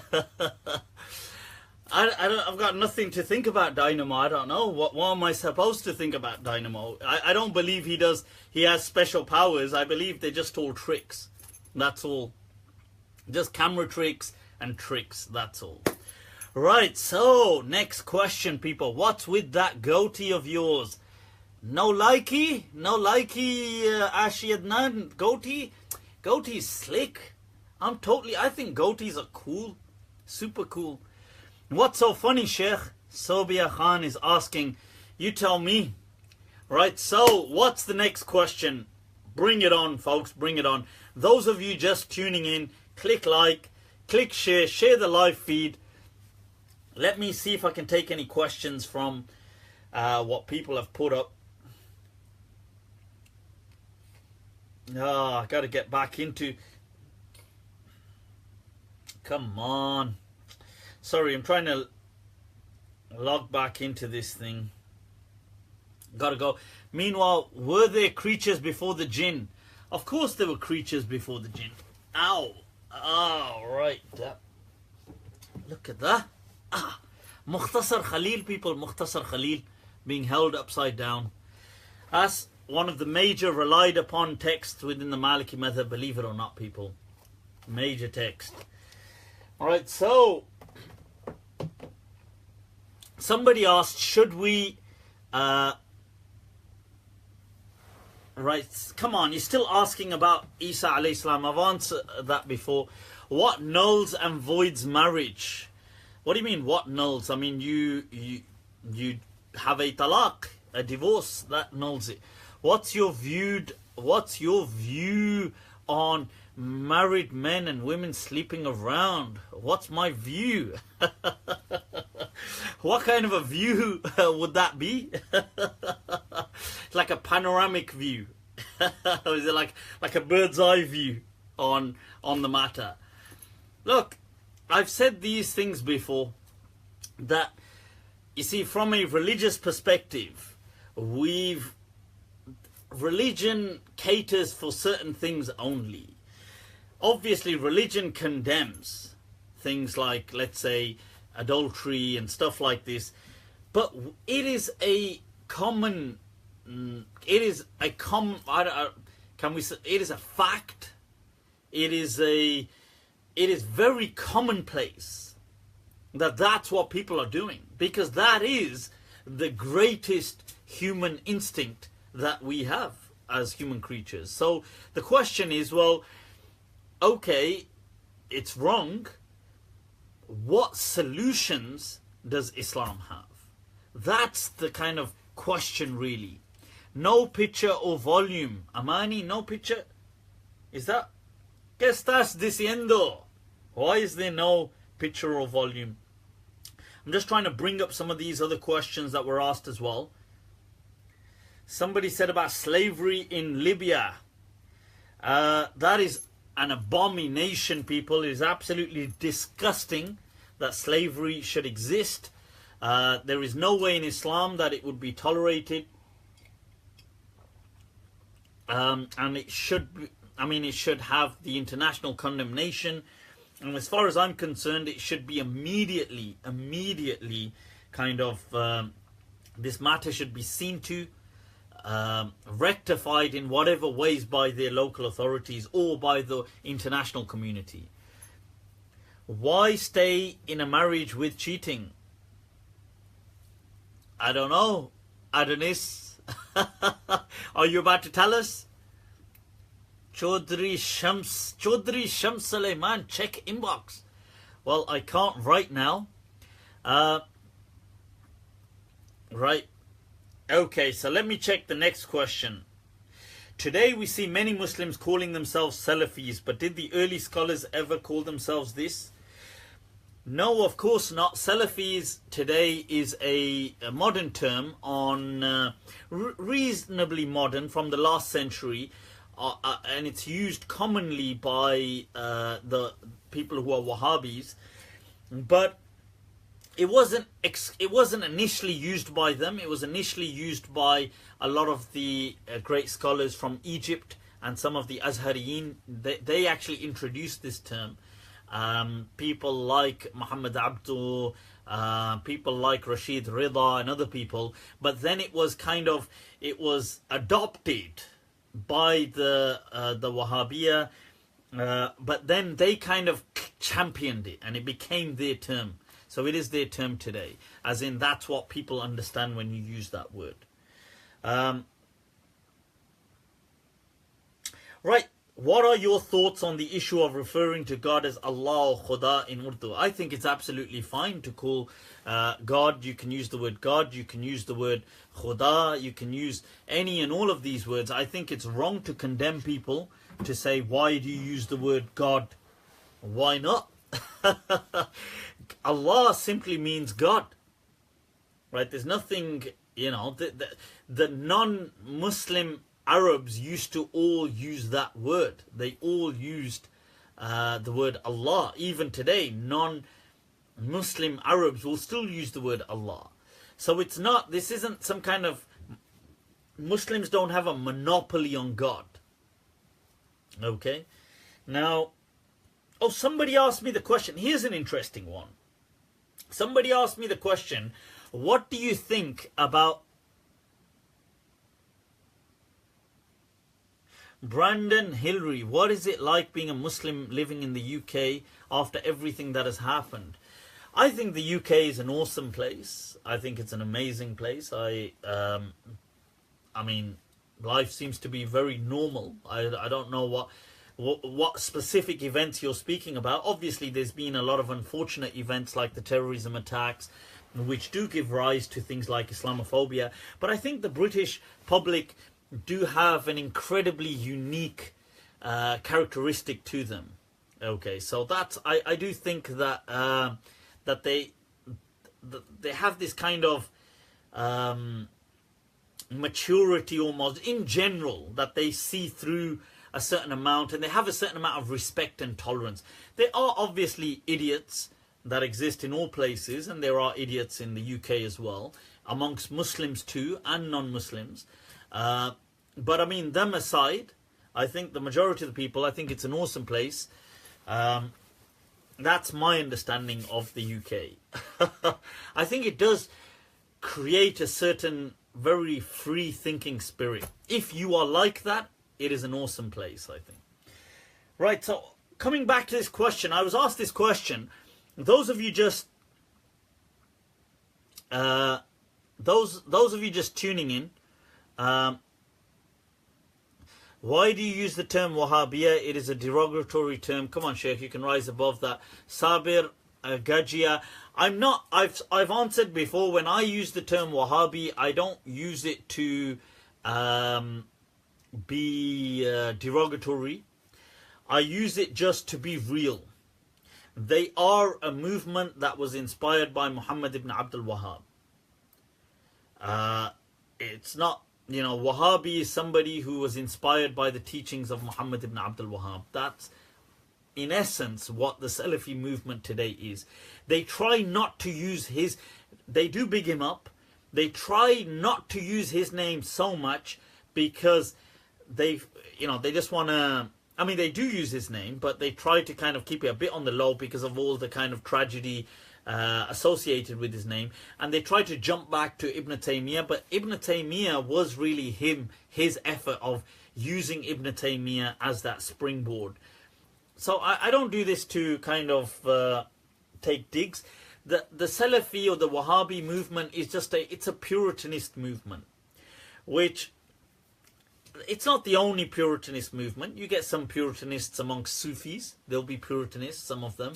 You'll get, I think, the Deobandi movement to a considerable extent is a Puritanist movement. I think the problem with Puritanist movements is I can't see them thriving in any way in the modern world, especially in the West. Because, you see, Puritanism doesn't have that place anymore in the modern world. So it will just be something that offers no solutions except to say abandon elements of this world. So people today will say like, oh, can I do this? No, haram. Can I do this? No, haram. Can I buy crypto? No, haram. Can I take loan? No, haram. Should I listen to music? No, haram. Can I watch movies? No, haram. Can I watch TV? No, haram. Should I play music, computer games? Borderline haram. Should I... what the hell can I do? Can I don't know. No, haram. No, haram. No, you shouldn't dress like this. No, you shouldn't look like this. What should I look like? You should look like somebody who's emerged from 18th century India. Why? Just because our elders emerged from there. Or you should look like somebody who's a Bedouin from Saudi Arabia. Why would I want to look like that? Just because it's abandonment of this world. Sheikh, what do we have to say about artificial intelligence? No. What do we have to say about...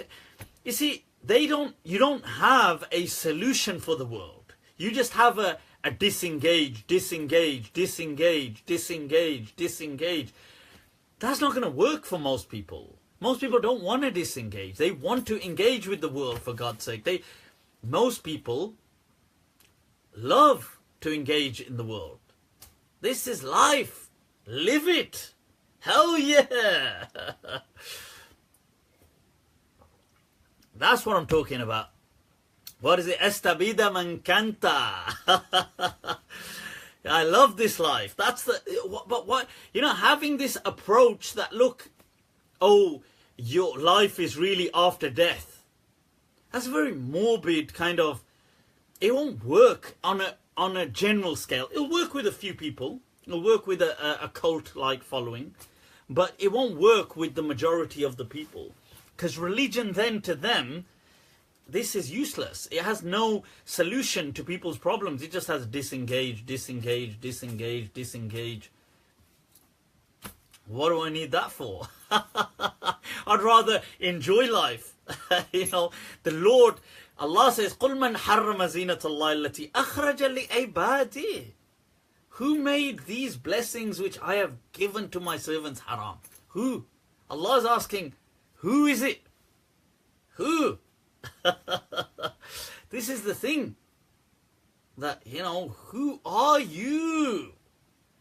¿Quién eres tú? Who are you? How dare you make the blessings of Allah haram for people? So, anyway, that's on Puritanism. I have an absolute distaste for Puritanism. I feel you should be in the world as part of the world. Right now, I was asked an interesting question, and that was on things like,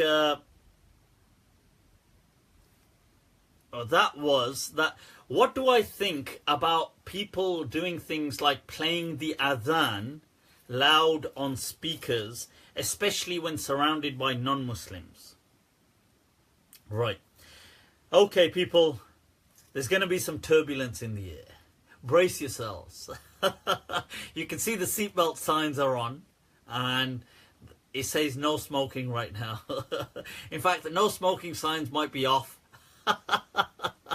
I'm joking. Don't smoke, people. It's bad for your health. Okay. Bad. Injurious to health. There should be that. Don't. I'm against, as a person, I'm against things like smoking. Religion, I can't say it's haram. I would say it's haram, but then I remember I'm not God.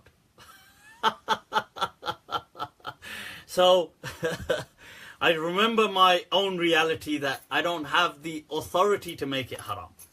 Right, so, coming back to this point of the Adhan.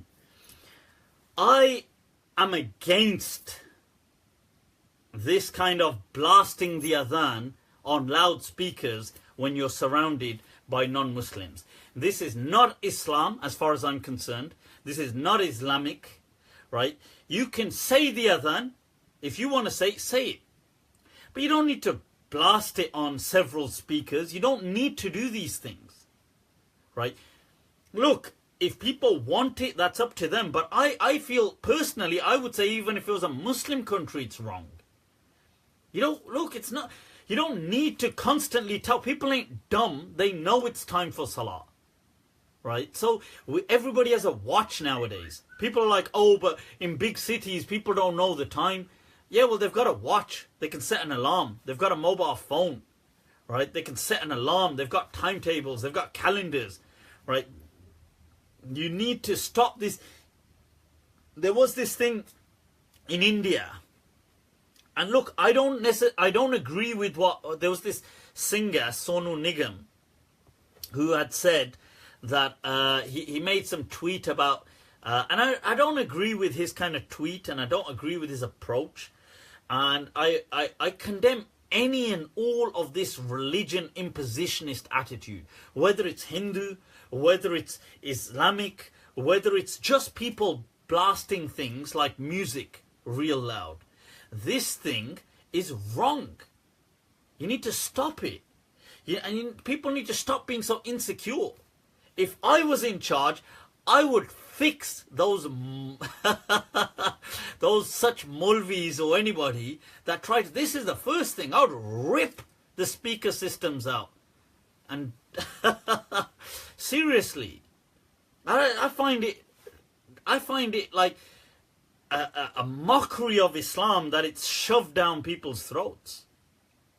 You have what I'm saying is, look, you have no right to, it's not loud music, I'm saying anything, disrupting people's peace, like if you are blasting, like let's say during the night or early morning or even during the day, if you are doing something repetitively, one-off, people, that's different.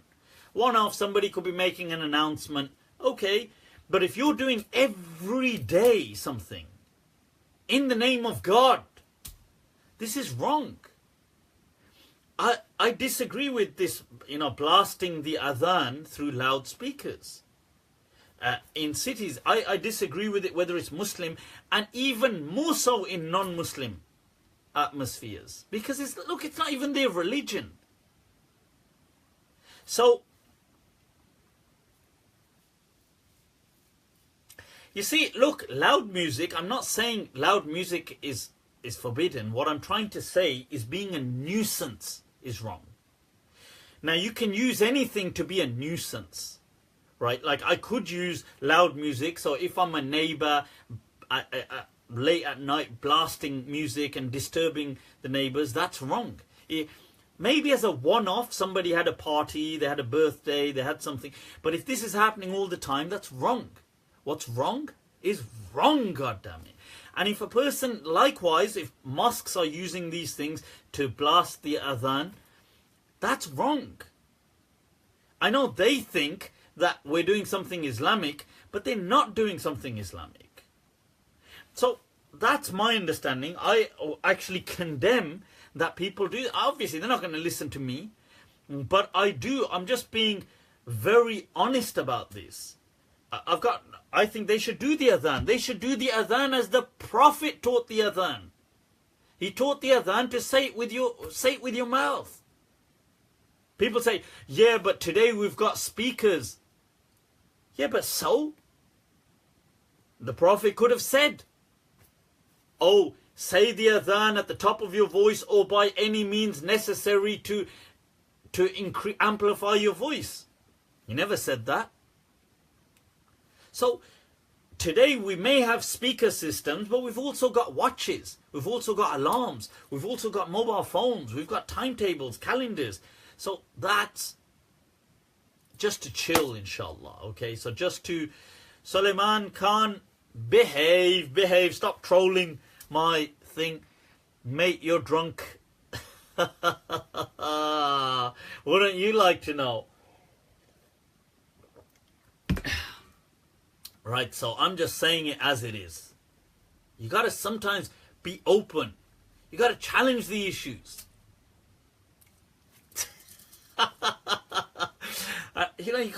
We gotta sometimes we gotta stop shying away from just speaking the truth. Okay. Allah, Haider Shamirani says, I bet you don't even know. Hi, when the Prophet was born. Hi. Teach me, Guruji. But he did send Bilal to the market to let people know it's Salah time. Did he? I don't know. Did he? As far as I'm concerned, the hadith in the Muwatta forbids tathweeb. It says it's haram to remind people about Salah once the adhan has been done. I'm just quoting to you the hadith, and it's by Ibn Umar and other companions, that you can't do tathweeb. Right, so I don't know, are you saying there should be no adhan in Muslim countries? You see, personally, that's my understanding. People can do whatever the hell they want. If you're asking me, I feel that this is not an Islamic thing.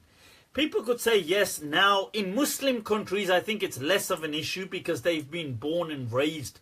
So they're always hearing the adhan, so they're so used to it. Fine, but I don't think it's Islamic, but it's their thing. I don't personally agree with it, right? I, living in a Muslim country, don't want to always hear the adhan, right? You don't want to always hear the adhan. Sometimes, you could be doing, especially when it has that capacity, or blasting things like Qur'an and stuff like this, are, in my understanding, wrong, because people, that's not what the natural voice could carry that far. People are doing their own thing. Like I'm sitting on a toilet, for God's sake, in a Muslim country, trying to just enjoy relieve myself, and I'm having to hear verses of the Qur'an. I don't want to hear verses of the Qur'an right now. So, it's, you got to respect people's right to privacy. The person's relieving himself. Person could be up to other things. There's not, they don't need to always be hearing. Like, if they want to read Qur'an, they know where to get the Qur'an and read it. So that's what I'm saying. Now, if doing the adhan with a natural human voice is fine. But in non-Muslim countries, I have an issue with it. Right, so all religions created for control. Emilio, I agree with you that religions are deeply kind of intertwined with the concept of control. Personal and a private thing. Absolutely. Right. Right, let's take some, I'll tell you what, let's have some rapid round questions, people, and then we call it a wrap for today. Is it disrespectful to be seated in a place higher than the Qur'an? I think if it's done in a denigrating way, then yes. If it's not done, let's say you're sitting in a masjid, there was nowhere to put the Qur'an, and you needed to put it down, you put it on the floor to do something. I don't think that's disrespectful in a masjid, like in that context. Generally, if I'm here now and I've got, let's say this is a mushaf, Qur'an, and I think, oh, I'm going to go somewhere, let me just put this on the floor and walk off. That's not how the Qur'an should be treated. Right? Allah says, وَمَنْ يُعَذِّمْ شَعَائِرَ اللَّهِ فَإِنَّهَا مِنْ تَقْوَى الْقُلُوبِ. It is from the taqwa of your hearts that you revere things that remind you of Allah and these signs of Allah, and amongst them His book, the Qur'an. So as Muslims, we respect the Qur'an, we place it somewhere respectable, venerated place, high.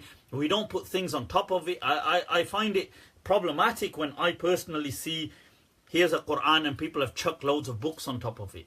I actually, if I see that, I try to move them off there and put the Qur'an on top. It is the book of Allah, it is dear to us as Muslims.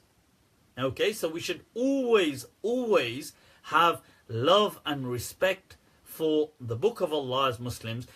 Don't just kind of throw it around, don't kind of put things on it, don't unnecessarily write on it and stuff like this. Have that kind of respect for it at the end of the day. It is a special, you know, it is as dignified as something could ever be within Islam. So that's what I would say. I don't believe that turning your back to it is disrespectful. That in my understanding is not, you know, it isn't disrespectful, it isn't haram, like having your back, like let's say my back is to these books right now. I think that's more an Indo-Pak thing that they've come up with. Fair enough, it might have been their culture, but I don't think generally that's seen as disrespectful. I don't think you're, like if there was, let's say there was the Qur'an on, you can't see, but there's shelves here in front of me. Alright, now, let's say the Qur'an was on those shelves. Can I now point my feet towards there and towards these shelves? Of course you can. You know, you can be normal and natural. To the extent that Imam Malik was asked about people, you know, like let's say they're saying, oh, we're about to have sexual relationships and things like this, and there's a mushaf in the room, Qur'an in the room, what do we do? Imam Malik said, look, these things are not disrespectful like that. Okay, you just look, you're a normal human being, the Qur'an has its own place, but you should always as a Muslim show respect to the Qur'an. Are Bengans trustworthy? I've got no idea. Are you talking about a Bengan as in... you can't be speaking about how to dispose of old mushafs. You can burn them. You can incinerate them. Worst case, I think you can totally have them absolutely shredded, but I would generally go with incinerate them as long as you can. Right, so I need the couch. When does the bidding start? Alright. Alright, any matters you take a traditional stance on? No Azan, no hijab, adultery, natural, Jawaid, Yaqub. I just told you about how to respect the Qur'an. I just told you, innaha min taqwa al-qulub. I just told you I find it kind of problematic when I see people have put things on top of the Qur'an. I find it disrespectful. You know, a long time ago, when in Birmingham city centre, some people used to give da'wah. This is when there used to be the old library, and many years ago, I was still in my teens at the time, many years ago, all naive and innocent. And I remember seeing some people there, they used to preach about Islam, and what they would do is they would have a Qur'an, and then they would just put it down on the steps, just carry on talking. And it used to really bother me. Why do you need to? And they used to almost do it to prove a point that we can do it. I used to find that so why do you do that? But anyway, so moving on. If someone takes the Shahada and his wife is an atheist, what is your advice? I would say, look, try to see. You don't need to necessarily immediately split or anything. I think you can work things, maybe speak, see how your direction is, see what's going on. It depends, like families could be involved. I think that some ulama have even said that, look, you could stay together like that. But I mean, generally you want to see how is it going to work. I don't believe in the, split, that's it, you're a kafir, and that kind of approach. I find it way too kind of militant. Right. Is surrogacy haram? I've answered this previously. I've said that, look, there were some opinions that some ulama in the Mujamma' al-Fiqh al-Islami, in that kind of body that gave, saying surrogacy is permissible. Then they went back on their word later on. They kind of they repealed that fatwa later on. I would say it is permissible if there was a need, okay, and provided everybody was on board. And it's a more complicated issue, so we'll need another time to deal with that. God, right. So did women learn directly from the Prophet? Of course they did. Women learnt directly from the Messenger of Allah sallallahu alaihi wasallam. There were no barriers in the mosque. There were no kind of curtains. They used to come, they used to pray, they used to talk, they used to be very natural. Okay, so, right guys, I think we're going to have to call it a wrap. Any interesting... What is meant by disobeying one's parents? You see, disobedience to parents, I've answered this previously, really requires a lengthy response. It's about, it has to be within reason, this whole obedience, disobedience. It doesn't mean anything. It's not like your parents say stand on one leg and you have to stand on one leg, or they say you have to divorce this wife and you have to divorce her if it's a man, or if you have to... These things do not apply. It's really in those matters that are like helping them, taking care of them and stuff like this. Okay, what school of thought? Fiqhi school, the school of jurisprudence. I belong to the school of Medina, the Don Imam Malik school. Hell yeah, people, that's what I'm talking about. Right, so short back and sides, is it permissible?